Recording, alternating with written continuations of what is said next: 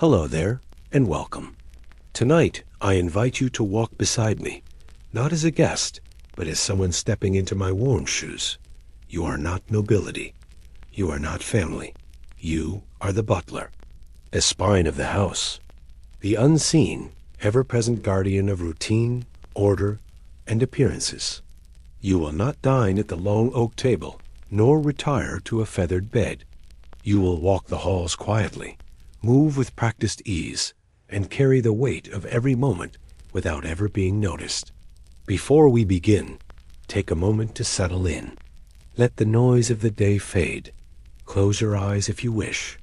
Imagine the flickering glow of tallow candles lining a narrow stone corridor.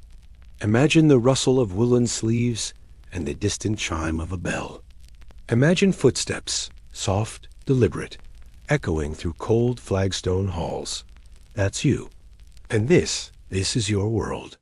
Now tell me, where are you listening from? What time is it where you are? I'd love to know. Share it in the comments below. And if you'd like to return to this strange, shadowy world again, be sure to subscribe and leave a like. These quiet stories travel further when they are carried by curious minds like yours. Now then, shall we begin? The manor looms before you, a great brooding structure of aged timber and cold stone. It has stood for centuries, weathering war, winter, and the whims of generations. Tonight, it breathes with life. Kitchen fires roar, oots echo across flagstones, and distant laughter filters down from the great hall. It is always awake. Even in slumber, it stirs. You stand at the front, just inside the threshold, dressed in layers of deep gray wool. Your cuffs are clean. Your boots are shined, though they ache from hours of standing. In your hands, you hold a ledger, a ring of brass keys, and something heavier, the weight of knowing this house rests, however silently, upon your shoulders. As the butler, your presence is expected and invisible in equal measure. When guests arrive, you are the first face they see, calm, composed, efficient. When tensions rise between lords and ladies, you intervene before voices raise. When the roast is late, the candles drip too low, or a noble forgets where he left his ring, it is you who solves the matter quietly, without applause. You are the master of the unspoken. You manage the staff, each with their own grievances and gossip, their secrets and sorrows. They report to you not just with tasks, but with burdens, a sick mother, a broken broom, a missing loaf. You do not solve everything. You are not a saint. But you listen. And that, in this house, counts for more than most will ever know. Your work begins before the sun rises and continues long after it sets. The rooster crows for the kitchen maid, not for you. You are up already, inspecting the silver, checking the wine, smoothing the linens in the withdrawing room. You mark every detail. A candle burning too low, a crack in the plaster, a speck on the master's boots, long before anyone else sees it. There is no glamour in the role, though some imagine there might be. The manor is beautiful, yes, with its carved balustrades and stained glass windows, its sweeping staircases and hidden doors. But beauty here is work. Every thread of that grand tapestry must be maintained. The butler is not a guest of elegance. He is its custodian. You clean it, protect it, quietly suffer for it. You rarely sit. Meals are taken standing, when they're taken at all. You sleep lightly, listening for the sound of footsteps in the corridor that signal trouble. You know the creak of every floorboard, the smell of every corridor, the rhythm of every door that should open and close. When something shifts, you know. It is instinct now, a sixth sense born of repetition and reverence. The master's moods are another landscape you navigate. Some days, he's sharp as a hawk, speaking in clipped commands. Other days, he broods, lost in thought or wine or the pressures of nobility. You know when to step in and when to disappear. You know how to soften a harsh order before passing it down to the servants below. You are the filter between power and those who must endure it. You carry the history of this place in your memory. You've seen births and deaths, weddings and betrayals, fires and feast days. You remember which candelabra was a gift from the bishop, and which chair the Dowager Countess favored when she was alive. The house speaks to you in its own quiet way, not with words, but with the subtle language of age and presence. And you answer, not with speech, but with service. Guests often ask where the butler is trained, as if there's a school, a book, a ceremony that makes one worthy of the role. The truth is harder. You are trained by failure, by long nights and missed meals, by learning which wine to serve with which meat, how to soothe a noble's pride without compromising your place, how to nod just enough to show respect without bending too low. There are moments, fleeting, quiet, where you feel something like pride, when the drawing room is arranged perfectly, and the guests leave satisfied, when the servants smile as they pass you in the hall, when the master looks at you, really looks, and for a moment sees not just a servant, but the man who keeps his world from falling apart. But most days, your reward is simply this. The house is still standing. The meals were served. The guests left satisfied. The staff remain loyal. No scandal has leaked beyond the walls. No disaster bloomed from a small misstep. The manor breathes because you do. So welcome, truly, to the manor. Step carefully. Speak softly. Watch everything. For in this house, what's visible is only half the story. And in the life of a butler, everything depends on what remains unseen. You weren't born into polished shoes or pressed cuffs. Your hands didn't always touch silver. Once, they knew nothing but dirt, rope, splinters, and cracked stone. You came from the fields, where the sun burned your neck and the winters bit into your bones. Your first memory of work is of aching legs, heavy buckets, and a father who told you that the land never gives more than it takes. The manor, in those days, wasn't a place you lived. It was a shape in the distance, something whispered about when the tacksman came or when someone disappeared into service, never to return. The house stood high and unmoving, like it was made from the same stone as the hills. As a child, you heard stories of guests with gold rings, of tables that never emptied, of women with white gloves who never so much as tied their own laces. It didn't sound real. It didn't sound reachable. But when your father died under the weight of a toppled cart, and the coins in your home could no longer buy bread, the manor became your destination. Not through ambition, through necessity. You were told to go, to work, to earn, to send money home if you could. You didn't enter those heavy wooden doors as a servant with a title or a place. You entered as a porter, the bottom rung, the one expected to carry everything and speak almost nothing. They handed you a broom before they even learned your name. You learned the language of nods, of silence, of keeping your eyes lowered unless summoned. You were too young to lift the firewood without straining, but you learned to grit your teeth and do it anyway. Your knuckles bled, your back screamed, but you stayed quiet. In this house, complaints echo, and they always echo upward. You worked in the shadows. The kitchens, the stables, the back halls. You swept ash from the hearths, scrubbed chamber pots, hauled water upstairs, so narrow you had to walk sideways. You were invisible, yet everywhere. No one asked how you slept, or whether your boots still fit. You ate what the others left behind, crusts, scraps, things no one else touched, and still you worked. But you watched. You watched the older servants, how they moved, how they kept their voices low, how they always knew who was entering a room before the door opened. You studied the butler, the one who walked with quiet authority and spoke with calm finality. You noticed how he could still a room just by stepping into it. He rarely raised his voice. He didn't need to. The house obeyed him because he never gave it a reason not to. You began to mimic him, first in small ways, how he folded his hands, how he nodded instead of speaking, how he stood still longer than necessary, just to seem more in control. You made your bed tighter, your tasks faster. You started noticing when the brass needed polishing before anyone told you. You memorized routines. You taught yourself not to react, not to sigh when tired, not to flinch when insulted, not to smile unless someone was watching.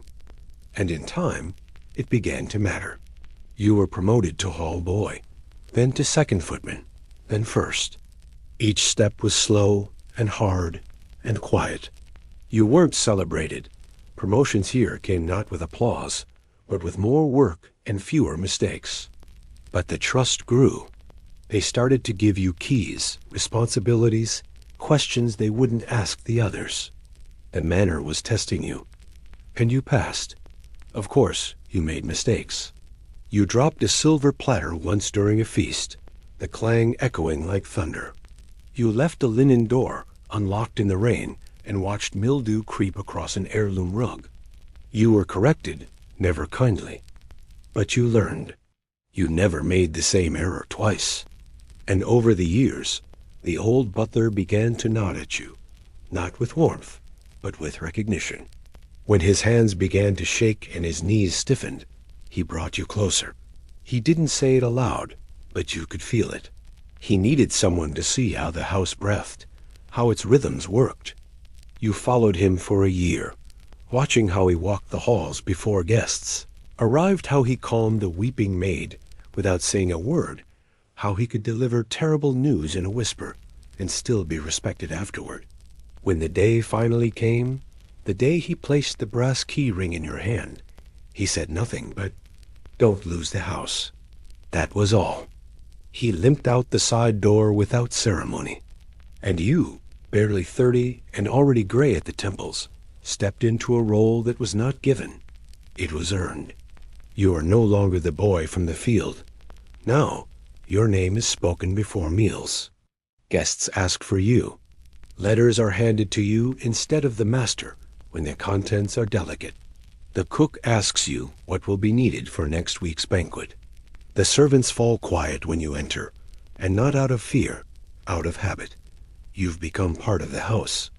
You know its weather, its moods, its seasons. You no longer ask if you belong. You know you do. But still, the old roots run deep. You remember the smell of damp wool, the way hunger twists the belly, the silence that follows a hard slap when you drop something important. You carry those memories like stones in your pocket, not to weigh you down, but to keep you grounded. You remember where you came from, because forgetting would make this feel like fate. And it wasn't fate, it was work. Relentless, unthanked, and unnoticed work. Now, when a young porter stumbles while carrying firewood, you glance without a word. You don't help, not directly. But later, you make sure his boots are replaced. Quietly. You leave bread out that someone might accidentally take.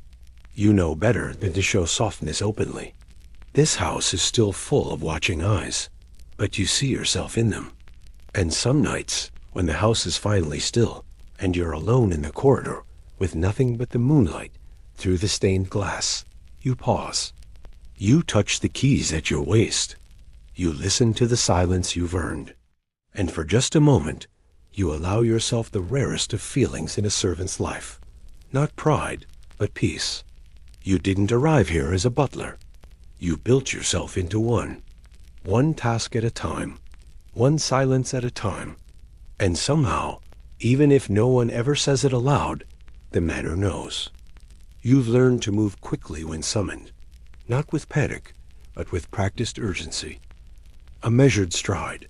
A bowed head. A soft reply, "Yes, my lord." In this house, the voice of the master is not simply an instruction. It is truth. It is gravity. When he speaks, rooms shift, servants straighten, conversations halt. No matter your mood, your aches, or your opinion, you listen and obey. It doesn't matter whether he's right or wrong. His word does not require agreement. If he says the table should be moved, it is moved, even if it was placed by his father, even if the weight of it will strain your spine. If he insists the stew tastes off, you nod, though you sampled it yourself. It doesn't taste off, but your tongue is not what matters. You've come to understand that nobility breeds a certain expectation, not just of service, but of silence. He does not want your thoughts. He wants results, smooth, invisible, immediate. When he raises his voice, you do not flinch. When he whispers, you listen closer. If he gestures toward the wine, you already know which bottle he means. The moment you hesitate, even for breath, he notices. And disapproval is never shouted. It's colder than that. Quiet, deliberate. A look that lingers. A door left ajar for another to replace you. Some days he's reasonable, calm, even generous. He might laugh at a passing joke or compliment the layout of the supper table. He may call you my good man and ask after your health, though not wait for the answer. Other days, a storm rolls through him without warning. A letter he didn't like, a bill from the abbey, an imagined slight from a neighboring lord. Then, every step near him is a careful negotiation. Your posture, your tone, even your distance, it must all align like a courtly dance. Misstep, and you're the lightning rod for his mood. You've seen other servants falter under it. A young maid who spilled ink on his ledgers and was dismissed before the hour turned. A footman who spoke out of turn and vanished from the manor within days. They were not bad people. Just ... too visible when things went wrong. You've learned that in this house, being too visible is often more dangerous than being invisible. Obedience, discretion, and invisibility, these are your shields. And it's not just the master. His lady, too, wields a softer version of command. Her words are fewer, but no less binding. A frown from her means something was placed incorrectly, though she'll never say it aloud. You will know by the way she sets down her teacup, too gently, almost like punishment. Her orders come wrapped in courtesy, but they carry the same weight. She may ask, "Would you be so kind as to fetch my slippers?" But you know it isn't a question. The slippers must appear, warm and clean, before she rises. At first, the imbalance unnerved you. How a noble's opinion could outweigh a servant's truth. How your best efforts could still earn scorn for something as minor as a crooked candle or a breeze through the dining room. But over time, you stopped resisting the idea. The master's authority is not fair. It is not earned. It is simply inherited. Just as you inherited obedience from the silence of those who came before you. Yet it isn't all tyranny. If it were, you might not have lasted. The master remembers birthdays when he's in the mood. He grants small privileges when spirits are high. Sometimes he lets you keep a book or take a walk on a quiet morning. These moments are rare, but they temper the harder ones. They are breadcrumbs dropped along a winding path, reminders that the master is not a monster, just a man formed by his position, as you were by yours. There are also moments where you see him, truly see him, not as the lord of the manor, but as a tired man at the end of a long table, rubbing his temples over debts and harvests and pressures that even his title cannot smooth away. In those moments, he leans on you, not for comfort, but for function. You are the one who ensures the house runs when he cannot. You carry the burdens he doesn't want to think about. You manage the messes he never sees. And so, you accept the hierarchy. Not because it is just, not because it is right, but because it is the way things are, the way they have always been. You enforce it yourself now, through orders passed down to the lower staff, through systems you uphold without thinking. You've become part of the mechanism that turns this manor's wheel. Still, in quiet moments, you remember what it means to be under someone's thumb, how it feels when your worth is measured only in how invisible you can make your labor, how your own voice is something you've locked in a room you no longer visit. You do not resent the master, but you do not forget the silence he demands.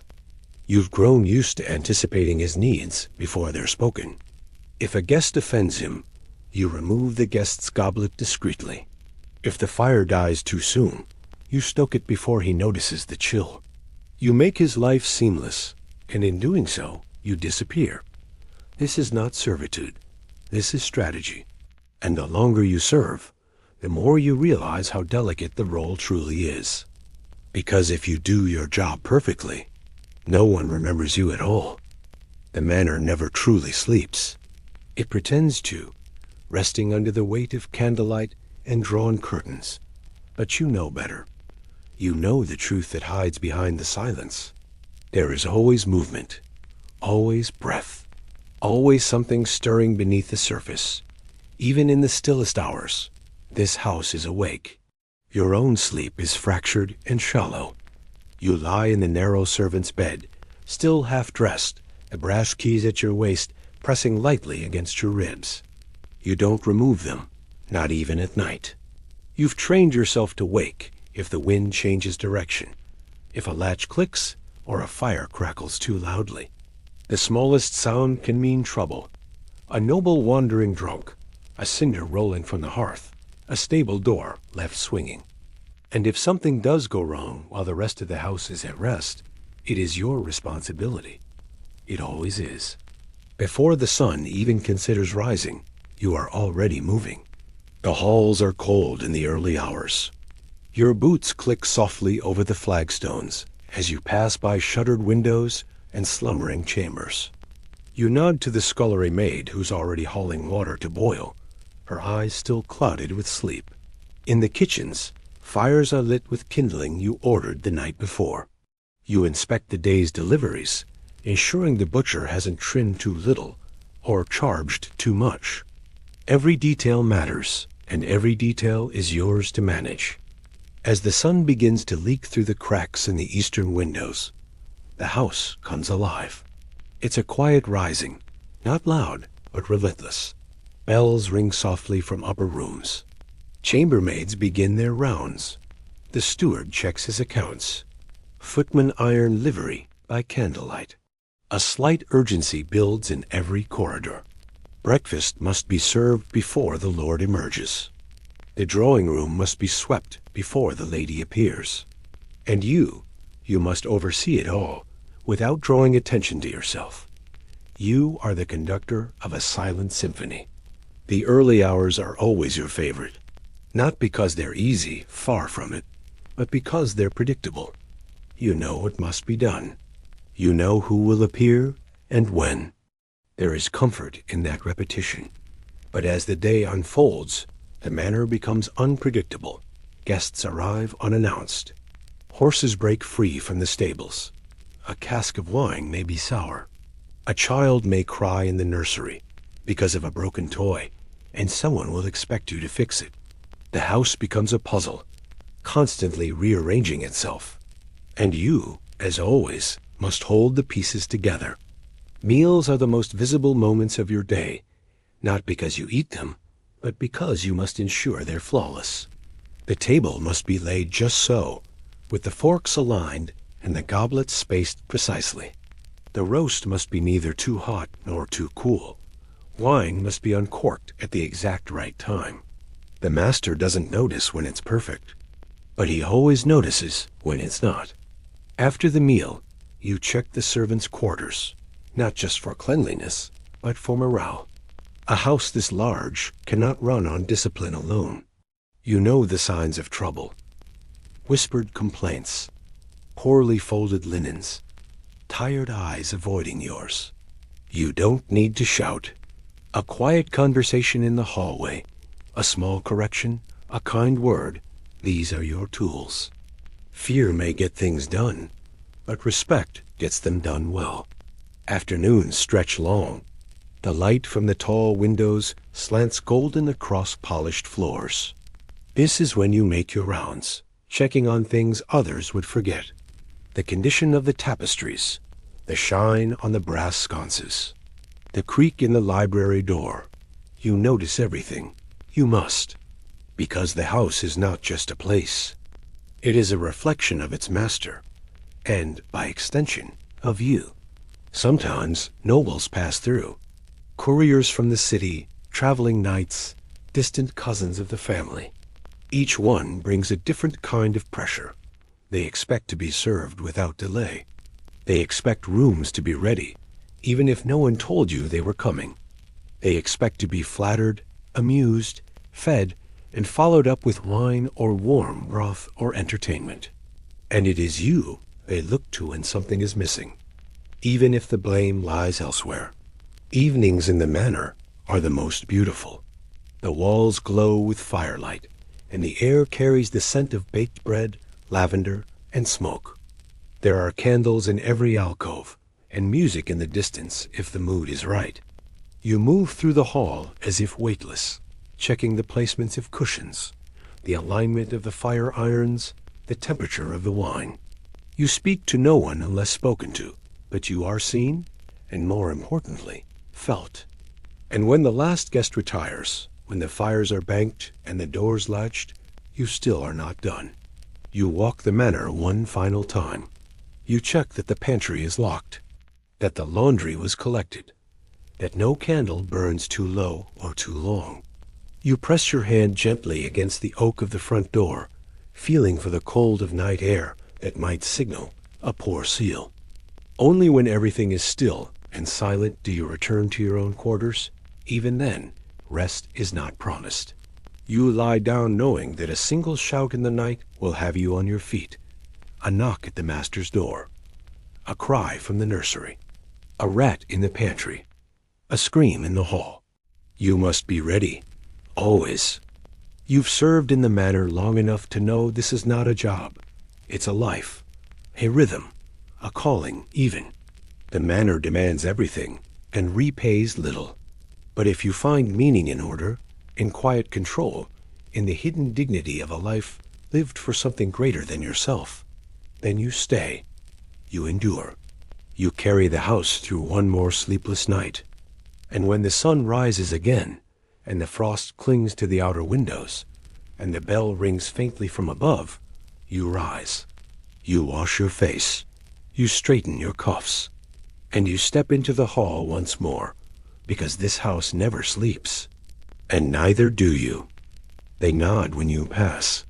They greet you with deference, a lowered gaze, a clipped "sir." They do what you say, often without needing to be told. They respect you. Some may even fear you, though you've never raised your voice in years. You are the butler, after all, the highest of the household staff. But never forget, you are one of them, and not one of them. It is a strange thing, standing between two worlds. You do not dine in the servants' hall. Not often. When you do, conversation stops, not out of rudeness, but caution. The jokes fade, the laughter quiets. They speak as if you weren't raised beside them, as if your hands didn't once carry the same buckets and brooms. The distance between your polished boots and their dusted clogs ions tea wide, but it might as well be a chasm. You give orders to men older than you. Women who taught you how to scrub brass now call you Mr. and ask permission to leave early for church. The boy who once slept beside you in the laundry loft now rises when you enter a room. The cook consults you before setting the weekly menu. The housemaid knocks twice before stepping into your office. Their world is just a few stairs below yours, but you've learned how steep those stairs can feel. In moments of silence, when you sit alone reviewing account books by candlelight, you remember their lives. The blisters, the swollen joints, the sore backs. You haven't forgotten. You don't romanticize it either. It was hard. It was brutal. And yet, there was something simpler about it. You were one of many, equal in exhaustion, equal in anonymity. No one expected more of you than the task at hand. Now, every mistake the staff makes becomes your mistake. If the hallway is dusty, you are blamed. If the tea arrives lukewarm, you are questioned. You speak to the master on their behalf when they're sick, when their children need care, when they've lost a sibling. You take the heat when they falter. And still, they do not quite trust you. How could they? You are both protector and jailer. You've dismissed maids. You've docked pay. You've caught two lovers tangled behind the stables and warned them it would be their last indiscretion. You say it kindly, but it stings all the same. They joke behind your back. You know this, not out of cruelty, but because they must. You are no longer one of them. You enforce the rules. You carry the keys. And yet, in private moments, you grieve for them. You see the girl whose cough won't fade. You notice how thin the footman's wrists have grown this winter. You watch the housemaid limp down the hall because her shoes are 2 seasons too old. They don't ask you for help, not directly. But sometimes, after a quiet word with the steward or a note left on the cook's desk, an extra portion appears, or a shift is adjusted, or a bundle of firewood arrives unmarked at the back door. They never thank you, and you never ask them to. That is the quiet power you hold. It is not glory. It is not praise. It is the ability to move things without being seen, to soften corners that would otherwise bruise, to ease burdens without demanding credit. But it comes with a price. You eat alone most nights. Evenings are often spent in the butler's pantry, reviewing supply inventories, counting linens, noting which goblet has developed a faint crack. Sometimes you speak with the housekeeper, your closest equal in rank, but even then, the conversation stays professional. It is rare to laugh, rarer still to share anything of yourself. The role requires more than service. It requires solitude. The younger servants think you don't feel loneliness. They see your composure, your sharp coat, your polished stride, and they assume your dignity is armor. But you do feel it. In the quiet hours between midnight and dawn, when the manor sighs in its sleep and the coals glow low, you feel it pressing down on you like dust on stone.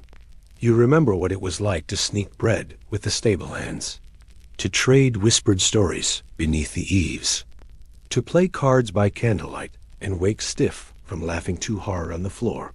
Those days are gone. Not lost. You carry them like keepsakes, but unreachable now. You can never return to that world without breaking the very order you're meant to uphold. So you carry both burdens, the memory of where you came from and the responsibility of where you stand now. You do not allow them to mix. The staff do not need your friendship. They need your guidance, your fairness, your steadiness when things go wrong.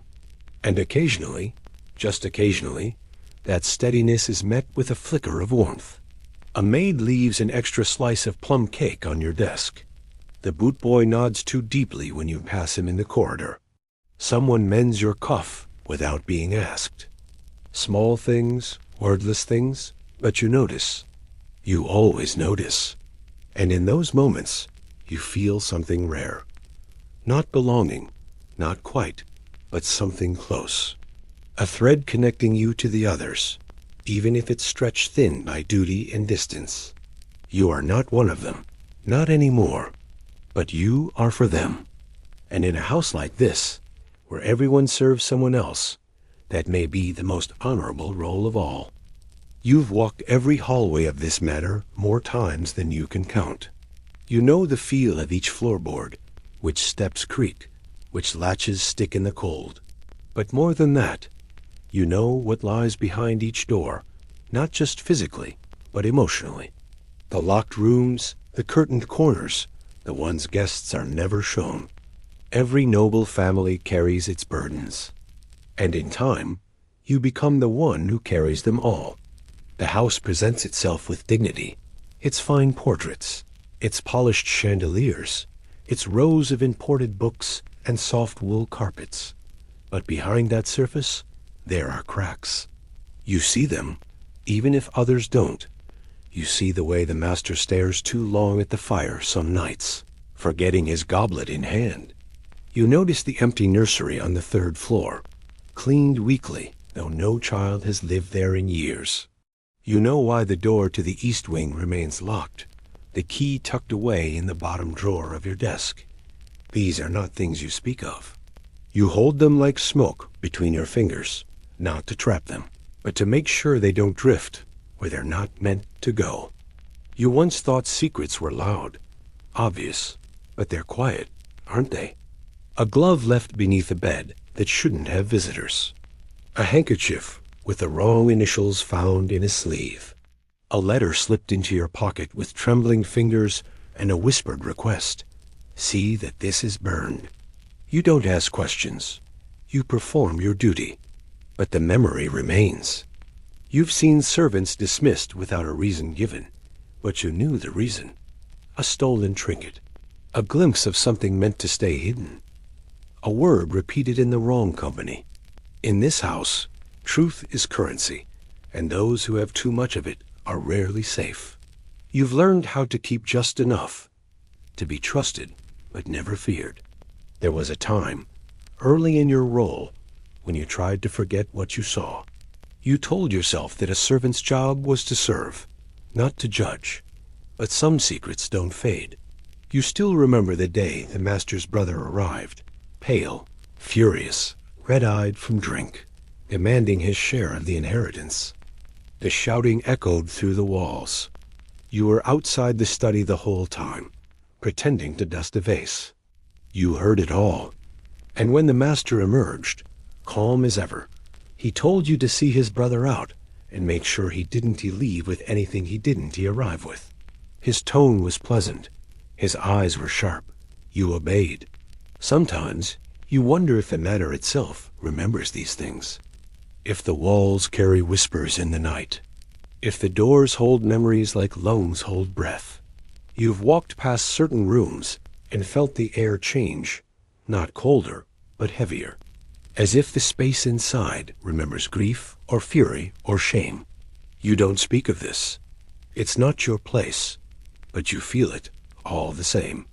Not all secrets are dark. Some are simply fragile. You know about the daughter who writes poetry under a false name, leaving her pages folded in the garden alcove for you to collect and mail. You've never told anyone. Not her mother. Not the maid who waters the roses nearby. You know it would embarrass her, ruin her small rebellion. So you become part of her secret, silently, dutifully. You know the kitchen boy who sometimes sneaks out at night, not to steal, but to sit near the orchard wall and hum to himself. He thinks no one hears. You hear, but you let it be. The manor is a hard place. Let him have his quiet corners. And then there are secrets you carry for those who no longer live. The housemaid who took ill and was gone within a week. You still keep the necklace she dropped behind the linen shelf. The old governess who left suddenly, without a letter, without farewell. You were the one who found her diary. You read none of it. You burned it as requested. But you remember the weight of it in your hands. You always will. You've become something more than a servant. Not quite a confidant. Not quite a witness. You are the keeper. The last person in the house who knows where the bodies are buried, sometimes literally. You've helped hide affairs, soothe over debts, mend bloodied linens before the rumors could leave the walls. You've taken coins to silence a scandal before it bloomed. You've locked doors no one else should open. Does it trouble you? Sometimes. Not in the way it might have years ago. You no longer see the world in sharp lines of right and wrong. You see it in gradients, in loyalty, in balance, in consequence. You tell yourself that your silence protects more than it harms. And most days, you believe that. But at night, in your room, when you sit alone polishing your cufflinks or pouring a quiet finger of port, the weight of all you know settles in. You carry it like a second coat, invisible but never removed. You once dreamed of rising through the household ranks. Now you have. You are the highest among the servants, yet lonelier than ever. Not because you lack companionship, but because you know too much to ever speak freely again. Every room in this house holds a story. Some are joyous, births, music, laughter spilling down staircases. Some are grim. Some are best left unnamed. You know them all. You've dusted the furniture where they happened, replaced the rugs, repaired the walls, smiled and nodded as the next generation passed through, unaware of what came before them. You are the ghost of memory walking in daylight. The house breathes because you keep its lungs clean, and no one ever thanks you for it. But then again, you don't do it for thanks. You do it because someone must. From the moment your boots strike the manor's stone floors at dawn, the weight of endless tasks settles on your shoulders like a familiar cloak. There is no pause, no moment to breathe deeply and rest. Every day is a cycle, unbroken and relentless, spun out in small motions and quiet commands that together hold this vast household together. You have come to understand that being the butler is less a job and more a life's devotion, an unceasing commitment where even the smallest oversight ripples outward. Your mornings begin long before the sun paints the sky. You wake early, before the servants' hall fills with murmurs and clattering dishes.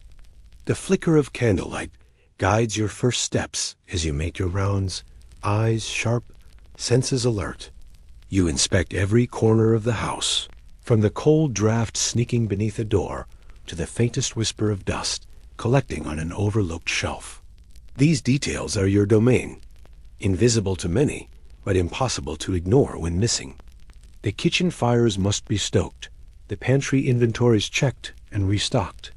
Orders for fresh bread, meats, and vegetables must be confirmed with the merchants before the first horseshoes strike the yard.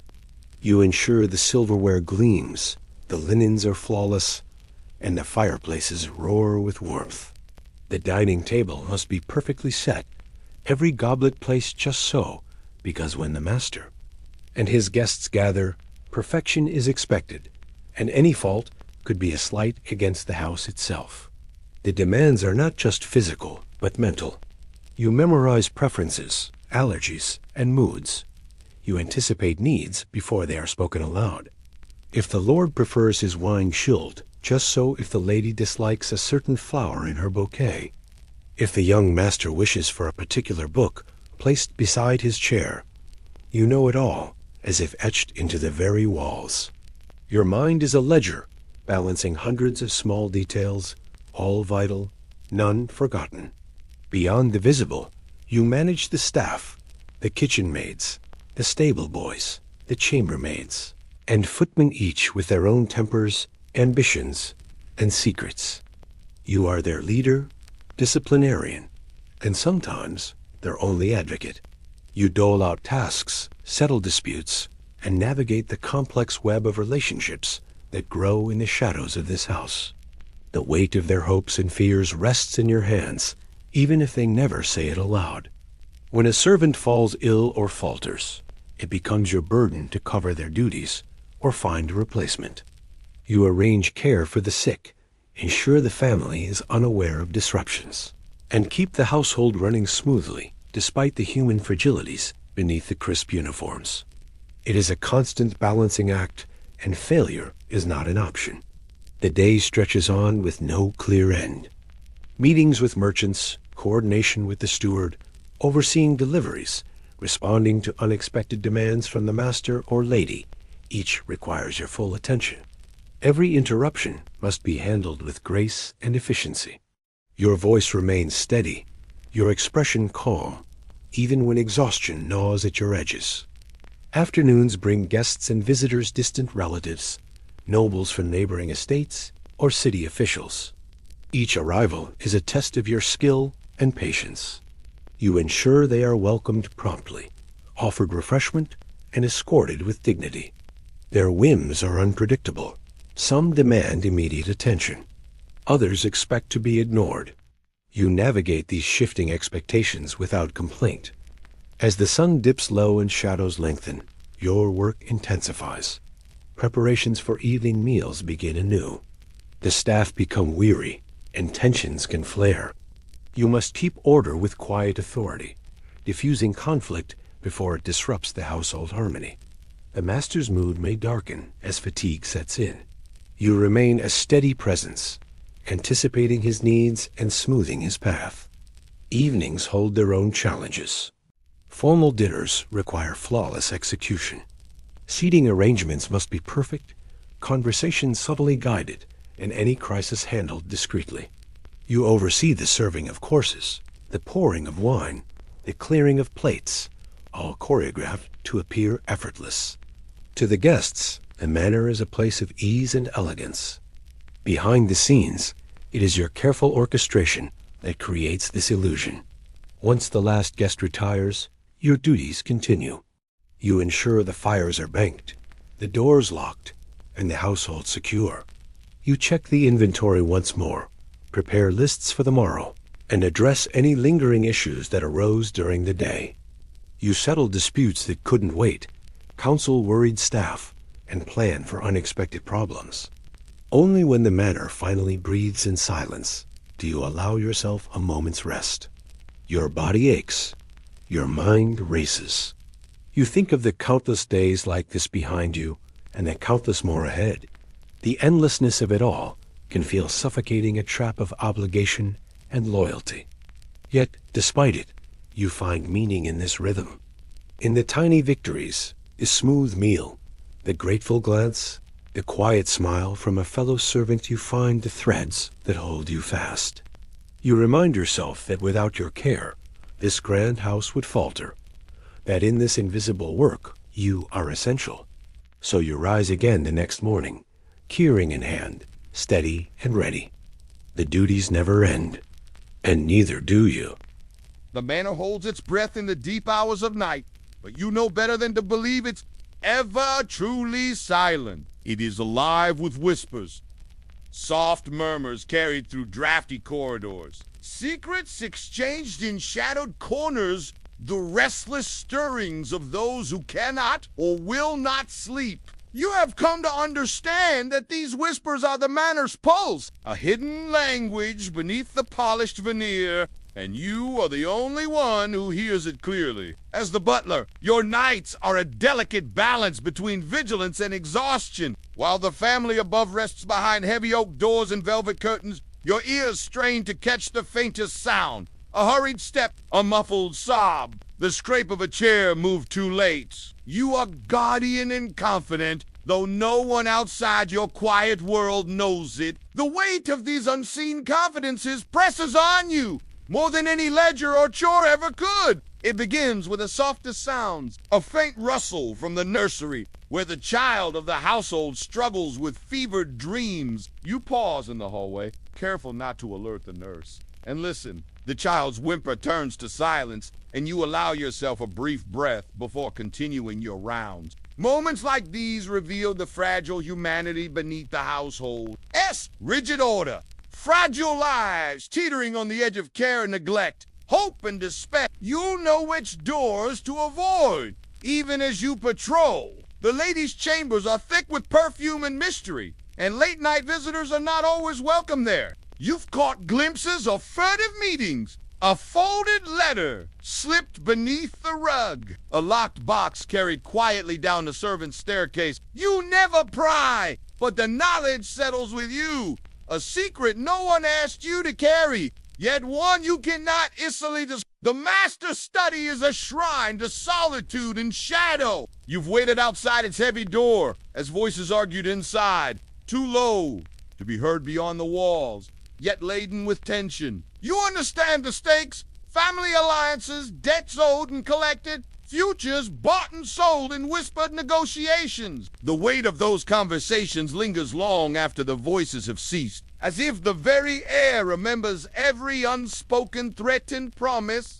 Among the staff, two whispers carry weight. The housemaid who confides her troubles to you in hushed tones, fearful of gossip but desperate for understanding. The cook who vents frustrations over stale bread and grumbling patrons, masking weariness with humor. The stable boy who speaks of distant dreams beyond the manor's gates. You listen, you advise, you hold their trust even as you manage their duties. In this house, the walls have ears, but you are the only one who truly listens.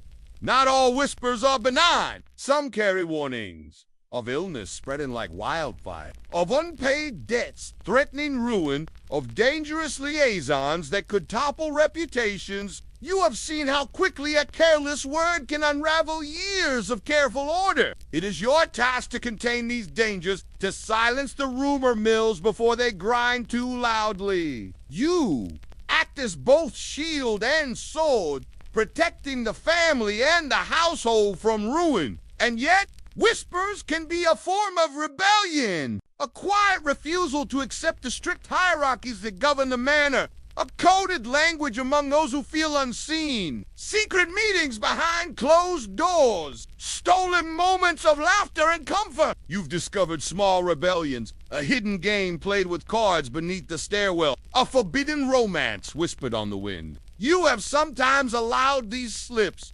understanding that even in servitude, the human spirit seeks escape. The weight of the manor's secrets falls heavily on you. You carry confidences that would shatter others. You know of betrayals planned, debts hidden, alliances forged in the dark. You know who envies whom, who fears whom, who loves and who despises. Your role is to keep these truths locked tight, as much to protect the family as to preserve the fragile peace within the walls.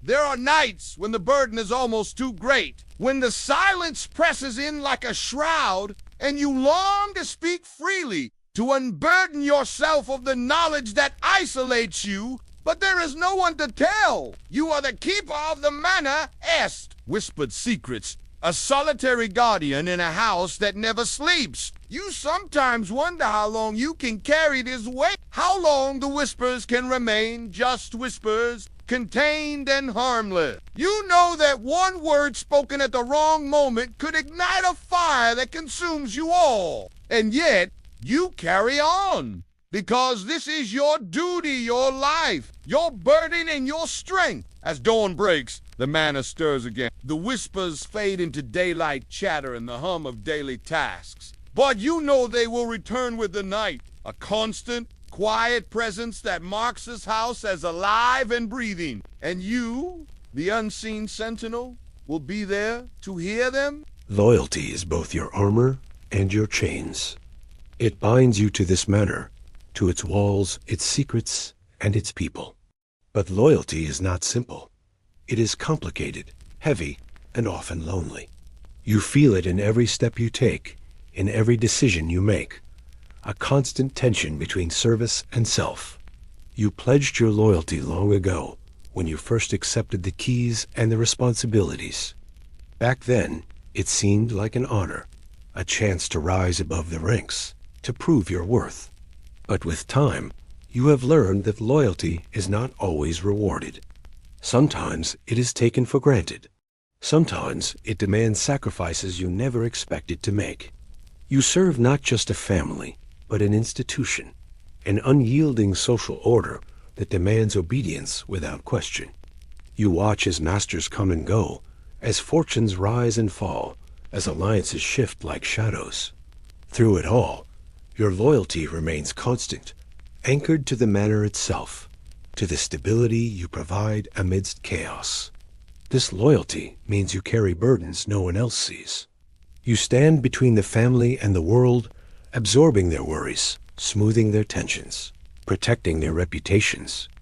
When scandals arise, you are the first to know and the last to speak. When tempers flare or alliances shatter, you are the steady hand that restores order. Your loyalty is a shield for others, but a weight on your own shoulders. There are moments when loyalty demands more than duty, when you must choose between the truth and discretion, between justice and survival. You have seen servants dismissed on false charges, families torn apart by lies whispered in halls. You have held your tongue, knowing that speaking out could bring ruin, not just to others, but to yourself. You remember the night when the young heir, drunk and furious, accused a trusted servant of theft.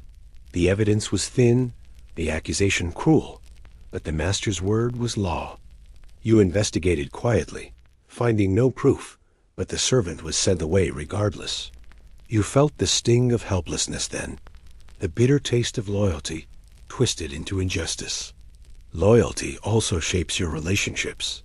You trust few, and those you do are tested again and again. You share confidences with the steward, with the housekeeper, with others who understand the delicate balance you maintain. But even among allies, caution governs your words. Trust is a fragile thing in a world where a misplaced secret can destroy lives. Despite all this, loyalty gives you purpose. It anchors you in a role that is more than service. It is stewardship. You are the keeper of traditions, the guardian of order, the silent engine that keeps the manor running.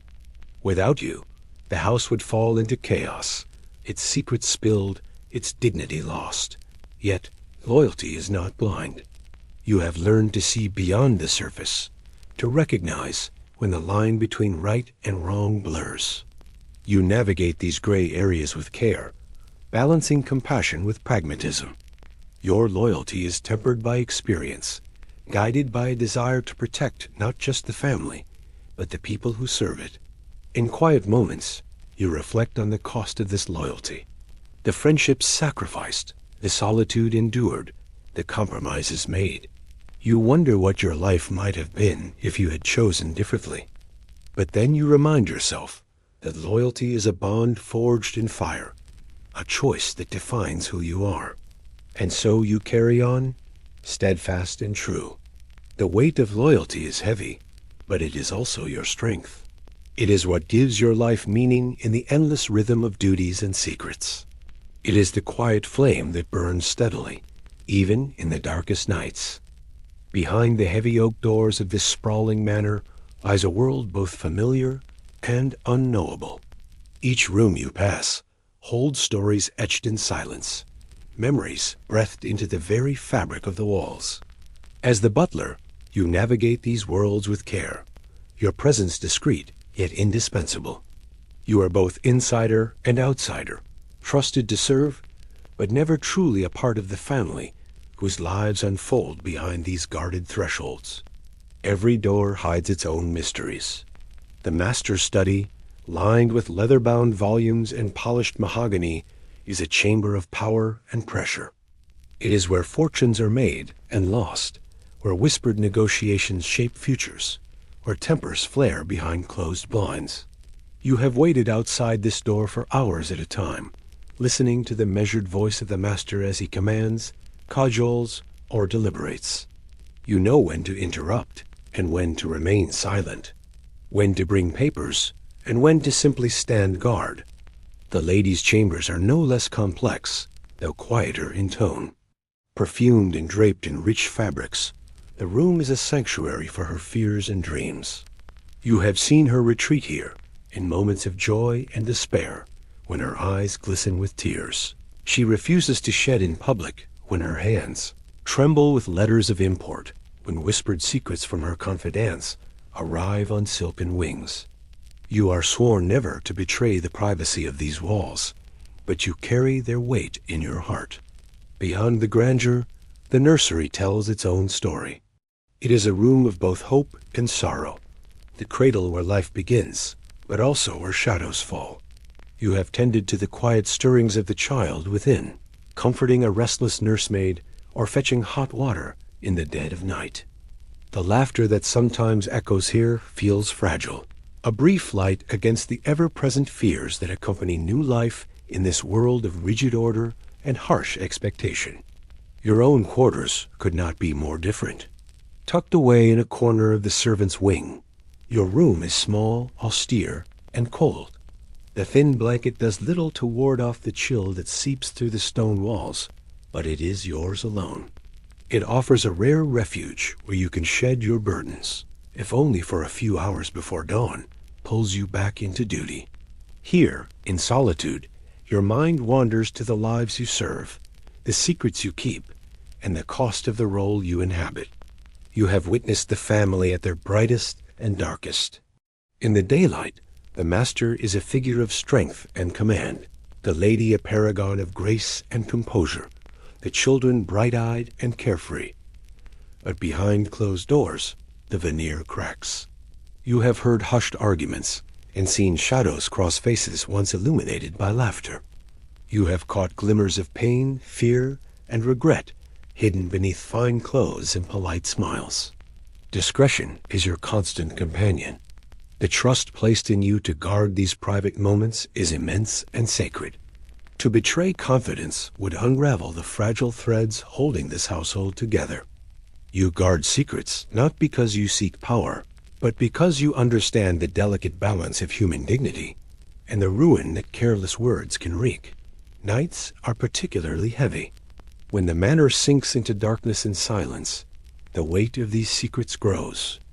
You think of illnesses hidden behind veils of strength, of debts quietly mounting in ledgers you must reconcile, of heartbreaks that echo in empty corridors. The solitude can be crushing. You crave connection, yet your role demands detachment. And so you continue opening doors when required, closing them when discretion dictates. You guide the family and staff through the unspoken rules that govern this place, ensuring appearances remain unblemished and routines unbroken. Your presence is a silent assurance that even amid chaos, order persists.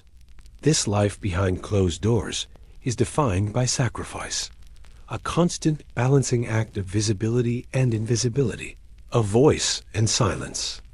It is a world where battles are fought, not with swords, but with whispers, where power is wielded in subtle gestures and unspoken commands. Yet it is also a life rich with purpose. Your unwavering loyalty and quiet vigilance sustain the household in ways unseen and unthanked. You may never truly belong to the world behind these doors, but you carry its essence with you in every step, every breath, every careful motion. You are the unseen thread weaving the tapestry of the manor's story, steadfast, silent, indispensable. From the moment you step into the manor each morning, the shadow of the master's expectations hangs over you like a weight you can neither see nor touch, but always feel. He is the axis on which this entire household turns, the force shaping every day's rhythm, and the standard by which your service is measured. Understanding him, his moods, his desires, his unspoken demands, is as vital as knowing the layout of the house itself. For the master's favor can be a lifeline, and his displeasure a peril. You have learned to read the subtle signs, the sharp glance over the rim of a goblet, the slight tightening of a jaw, the way his footsteps fall heavier in the morning, lighter in the evening. His expectations are never merely spoken. They are conveyed in tone, in gesture, in the pauses between words. You must always be attentive, always anticipating. To falter is to risk more than just a reprimand. It is to risk the delicate balance that keeps you in place. He expects excellence, not just in the grand tasks, the perfectly arranged dinners, the seamless orchestration of events, the smooth running of the household, but in the smallest details. The polish on a silver spoon, the angle of a chair, the temperature of the wine. These minutiae, overlooked by others, are not lost on him. He trusts you to notice, to correct, to preempt. Your vigilance must be constant, your standards unwavering. Beyond the practical, he demands loyalty and discretion above all. You are the keeper of his secrets, the guardian of his reputation. The scandals whispered in town, the debts quietly repaid, the indiscretions swept beneath thick carpets. These are your burdens as much as his. He expects that no word will leave these walls that could harm him or his family. This silent pact binds you tighter than any contract. The master is not a man of many words. His commands are often brief, clipped, leaving much unsaid but understood. You learn to fill in the gaps, to read between lines, to interpret his silences as surely as his speech. It is a delicate dance. One misstep, one misunderstood signal, and consequences ripple outward. You move through this minefield with care, knowing your livelihood depends on your ability to navigate his moods and maintain his favor. Sometimes his expectations feel impossible to meet. When tensions rise, when guests bring their own demands, when the world outside presses in with taxes, politics, or family disputes, the master's standards only sharpen. You have seen him on days when the weight of responsibility crushes his spirit, yet he masks it behind a mask of control and authority. You carry some of that burden for him, absorbing the household's chaos so he need not see it. Your relationship with the master is one of mutual dependence, though not equality. He relies on your competence and discretion. You rely on his favor and protection. You are a cog in a vast machine, but a vital one. Without your steady hand, the gears might grind to a halt. This knowledge drives you, even on days when exhaustion threatens to overwhelm. At times, you catch rare glimpses beneath the surface, moments when the master's stern exterior falters, revealing fatigue, frustration, or even vulnerability. Perhaps it is in a glance caught as he thinks no one is watching, or a sigh released after the household settles. You do not speak of these moments. You keep them locked away, part of the unspoken understanding between you. The master's expectations extend beyond the manor's walls. You know of the political alliances he must maintain, the debts he must pay, the reputation he must uphold in the eyes of peers and monarch alike. These pressures ripple inward, shaping every command, every decision made within these halls. Your role is to insulate him from as much of this as possible, to ensure that his world within remains calm and orderly, even if the world beyond trembles.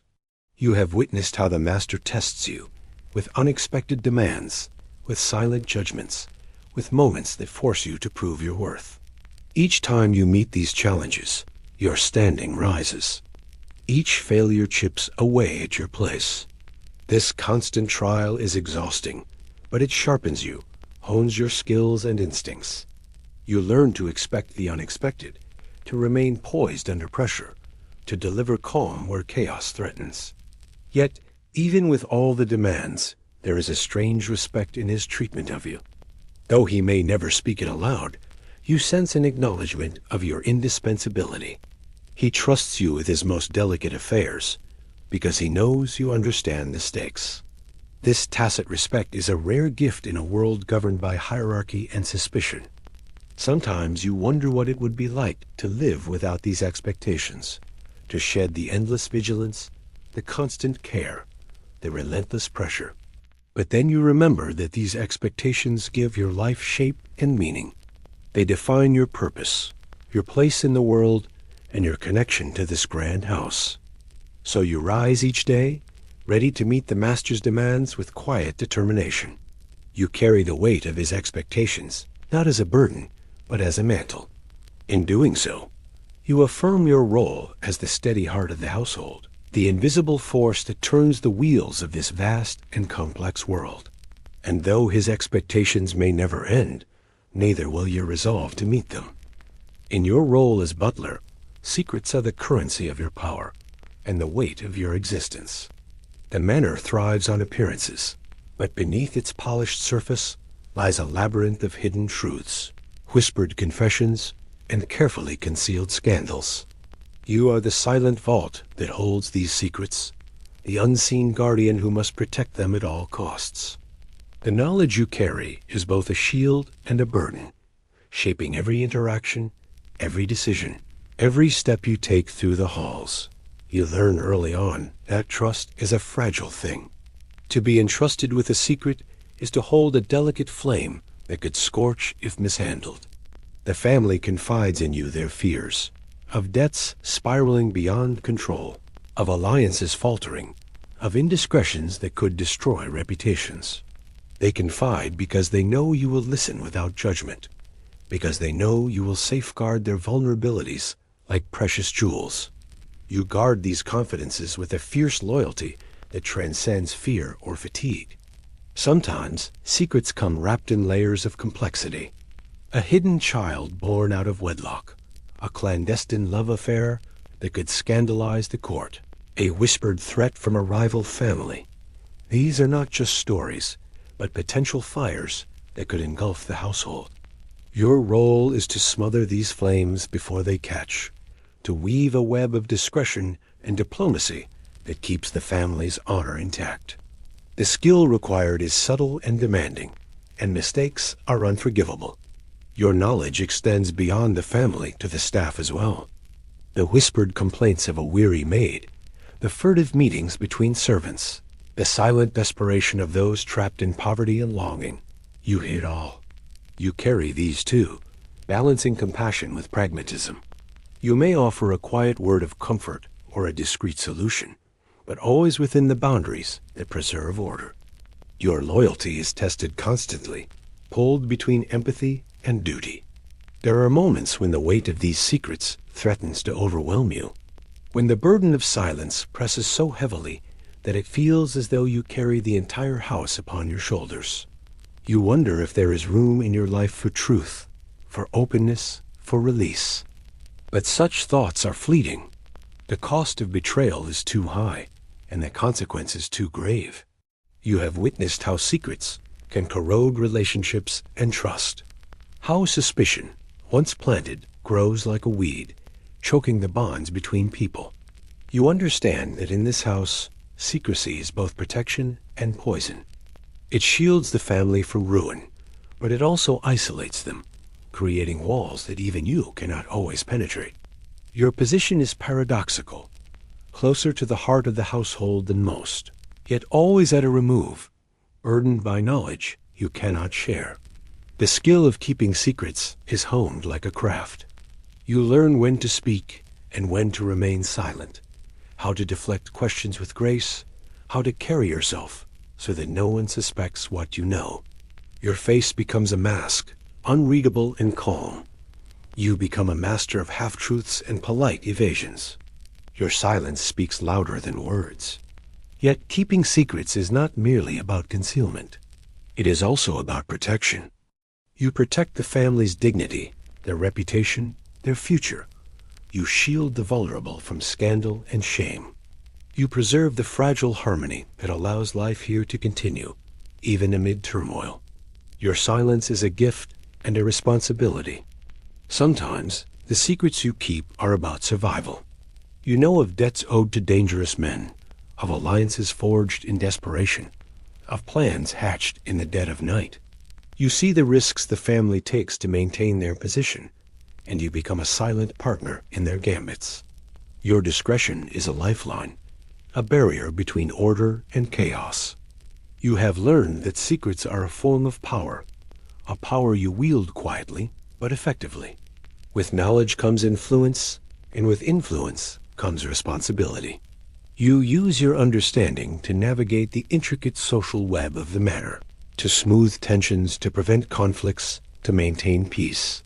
Your role is as much about diplomacy as it is about service. In the end, the secrets you keep define your existence here. They are the invisible threads that bind you to the household, the silent burdens that shape your days and nights. You carry them with a mixture of pride and sorrow, knowing that without you, the delicate balance of this world would unravel. And so you continue, the unseen guardian of the matter's most precious truths, forever bound to the silence that protects and confines you. Responsibility is a weight you carry every waking moment and long into the night. As the butler, your role is not merely about serving meals or overseeing chores.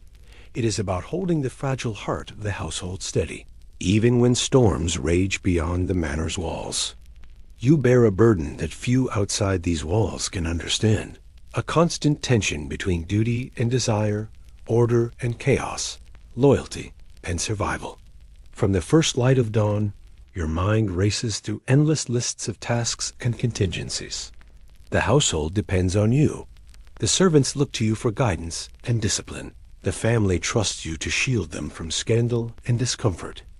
The master relies on you to manage the unseen details that keep everything running smoothly. You are the invisible engine powering the vast machine that is this manor. This responsibility means you cannot afford mistakes. Every decision you make carries consequences, sometimes small and manageable, other times profound and lasting. A forgotten detail in the dinner preparations could lead to embarrassment before important guests. An overlooked quarrel among servants could spiral into insubordination or worse. You must be vigilant, anticipating problems before they arise, solving conflicts before they erupt. The complexity of your duties often goes unnoticed by those outside. To them, A butler is simply a figure of authority or a dispenser of commands, but you know your role is far more intricate. You are manager, mediator, confidant, and sometimes even counselor. Your hands hold the threads of many lives, staff, family, visitors, and your skill lies in weaving them into a seamless whole. With this responsibility comes isolation. You are trusted, but also burdened. You cannot share the pressures you face, the sleepless nights spent planning for crises, a constant mental balancing act between competing demands. You carry the weight silently, knowing that to show weakness could undermine the entire household. Your strength is in your stoicism, your calm, your unshakable resolve. Sometimes the burden extends beyond the walls of the manor. You become a shield between the family and the wider world, handling delicate negotiations with merchants, managing the fallout of political intrigue, smoothing relations with neighbors and officials. These tasks require tact, discretion, and an understanding of forces far beyond the domestic sphere. The stakes are high, and failure could bring ruin. You have seen how responsibility shapes your relationships. Trust is hard-won and easily lost. You form alliances carefully, knowing that those who hold power can just as easily wield it against you. Yet you also find moments of genuine connection with fellow servants who share your burdens, with members of the family who recognize your sacrifices, with rare friends outside this world who offer respite. Despite the weight, responsibility gives your life purpose. It anchors you in a role that is vital, respected, and necessary. Without your vigilance, the household would falter. Without your steadiness, chaos would seep in. You are the silent guardian of tradition and order, the backbone of this grand house. There are moments when the burden feels crushing, when exhaustion threatens to overwhelm, when mistakes happen despite your best efforts, when the demands seem endless.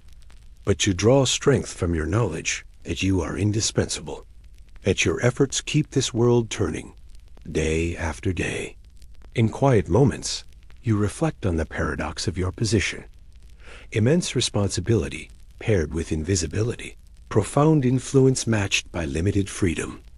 You accept these contradictions as part of your life, knowing that your service, though often unseen, is a cornerstone of the household's survival. So you rise each day, shoulders squared, heart steady, ready to bear the burden once more. Because this responsibility is not just a duty, it is your identity, your legacy, your silent promise to the manor that you will hold it safe, no matter the cost. In a world defined by hierarchy, duty, and unyielding expectations, strength rarely announces itself with trumpets or boasts. Instead, it reveals itself in the quiet moments, in the resilience of those who carry burdens unseen, who stand firm when others falter, and who move steadily through chaos with unwavering calm. This is the strength you embody as the butler, the invisible pillar upon which the entire manor leans. It is not the flash of power or the thrill of command. It is a deeper, steadier force, forged in endurance, patience, and unshakable resolve. You have come to understand strength as endurance, a capacity to withstand the relentless demands of your role without surrender. From dawn's first light until long after the household has retired to silence, your responsibilities press upon you like a weight. Each day is a litany of tasks, decisions, and delicate interactions that require both precision and discretion. You oversee preparations, attend to guests, mediate disputes, and anticipate needs before they are spoken aloud. There is no room for error, no pause for exhaustion. And yet, you carry on, day after day, never letting weariness show. This endurance is not merely physical, but mental and emotional. You absorb the tensions that ripple beneath the manor's polished surface, the subtle rivalries, the whispered fears, the private griefs hidden behind practiced smiles. You become a reservoir for these burdens, a steadying presence that others unconsciously rely upon. When tempers flare or crises erupt, it is your calm voice and measured actions that restore balance. You are the eye of the storm, unmoved and unshaken, even as chaos swirls around you. Your strength also manifests in discipline, particularly the discipline to remain silent. To keep secrets demands a mastery of self that few possess. You learn early that words can be weapons or shields, that silence can protect or betray. You wield this strength with care, knowing that the family's dignity, reputation, and very survival may hinge upon what you do not say. To be entrusted with confidences is an honor, but it is also a heavy responsibility that shapes every interaction. Your silence becomes a language all its own, measured, deliberate, and full of meaning. Beneath this exterior of control and restraint, however, beats a heart capable of compassion and kindness. Your strength is not cold or unfeeling. It is tempered by empathy. You offer small acts of care to those who serve alongside you. A quiet word to soothe a frightened maid, a discreet gesture to ease the burden of a weary cook, a reassuring presence to the young pages who navigate their own trials. These moments, though subtle, weave a web of loyalty and goodwill that holds the household together. Your strength nurtures as much as it commands. Yet this quiet power is not without cost. You have felt the toll of relentless responsibility, the sleepless nights spent planning, the sacrifices made at the altar of duty, the solitude that comes from being both indispensable and invisible. Your role demands a resilience born of experience and self-awareness. You learn to recognize the limits of your endurance, to carve out brief moments of solitude and rest whenever possible, and to find solace in the stillness before dawn. These pauses sustain you, allowing the flame of your strength to burn steadily through the darkest times. You also understand that strength is not solitary, but relational. It grows from the bonds you forge with fellow servants who share your burdens, with members of the family who come to respect and depend on you, and even with the guests who pass briefly through these halls. Though your position requires a certain distance, you cherish these connections. They replenish your spirit and remind you that you are not alone in this demanding world. Together, you form a network of quiet strength that supports the manor's complex ecosystem. There are moments when you glimpse the true cost of your strength. You see the friendships that remain unspoken, the joys that go uncelebrated, the opportunities forgone in service to a role that is at once exalted and confining. You acknowledge the loneliness that sometimes seeps in, the ache of dreams deferred, the quiet longing for a life less burdened by duty. Yet you accept these realities with grace, understanding that true strength is not the absence of hardship, but the courage to face it again and again. Your strength also carries with it a subtle power, one that influences the manor in ways visible and invisible. Through your vigilance, your discretion, your steady hand, you shape the daily life of this vast household. You diffuse tensions before they explode. You protect the family's reputation from harm, and you ensure that the intricate machinery of service runs without falter. This power is wielded not with arrogance or show, but with humility and care. It is a power earned through years of quiet service and tested through countless trials. In times of crisis, when illness strikes or scandal threatens, it is this quiet strength that becomes a beacon. You move through the shadows, offering support, making difficult decisions, and absorbing the shocks that others cannot bear. Your calm steadies frightened hearts, your wisdom guides uncertain hands, and your resolve anchors the household against the tide of adversity. In these moments, your role transcends mere duty. It becomes a lifeline. And yet, even as you carry this strength, you know it is not invincible. You are human, vulnerable, fallible, and sometimes overwhelmed. You face moments of doubt and fatigue, times when the burden feels too great and the path too steep. But you rise again, drawing on a deep wellspring of inner resilience and the knowledge that your strength matters, that without you, this world would unravel. As you prepare for another day within these ancient walls, you carry your quiet strength like a shield, steady, unyielding, and essential. It is your gift to the manor, your legacy, and your silent promise to endure whatever trials may come. For in the stillness of service, in the unspoken acts of care and vigilance, you find your true power, the quiet strength within. Each day within the manor begins long before dawn's first light, and often stretches well past the moon's rise, wrapping you in a cycle that feels endless. The hours blur together in a steady rhythm of duties and demands that require your constant attention. Yet no matter how wearied your body, no matter how heavy your mind, you endure. This endurance is the silent triumph of your service, a testament to your unbreakable spirit. Your mornings start in the shadows, moving through dim corridors while the household still sleeps. The manor is a world of whispers and quiet footsteps, and you are the unseen guardian of this fragile stillness. You check on preparations, ensuring that every room is ready to receive the day's visitors, that the fires burn bright and the tables are set with precision. Your movements are deliberate and efficient, shaped by years of practice and an intimate knowledge of the house's pulse. As the household awakens, your role shifts seamlessly from shadow to center stage. You greet guests with measured grace, coordinate the efforts of the staff, and navigate the complex social dance that defines life here. You anticipate needs before they are voiced, smoothing over small crises before they can grow, maintaining an atmosphere of calm order even when beneath the surface tensions simmer. Your presence is a steadying force, a constant reassurance to all who cross your path. The day offers little reprieve.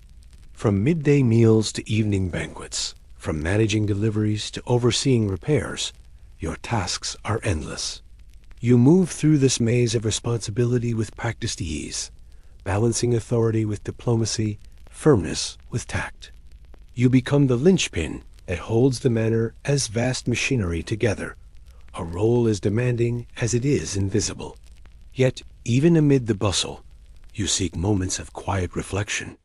Perhaps it is a brief pause in the servants' hall, a stolen glance out a window to the gardens beyond, or a few deep breaths taken in a forgotten corner. These fleeting interludes sustain you, offering a balm against exhaustion and a chance to gather your strength. They remind you that beneath the weight of duty, you remain human. As evening falls and the manor settles into a softer rhythm, your work continues. The day's events are reviewed and tidied away, the household prepared once more for the night. You oversee the final tasks with the same care and attention as the first light of morning, knowing that your vigilance must never wane. The comfort of others depends on your unyielding dedication. There are nights when the endlessness of this cycle presses hardest, when fatigue blurs the edges of your vision and the ache in your bones becomes a constant companion.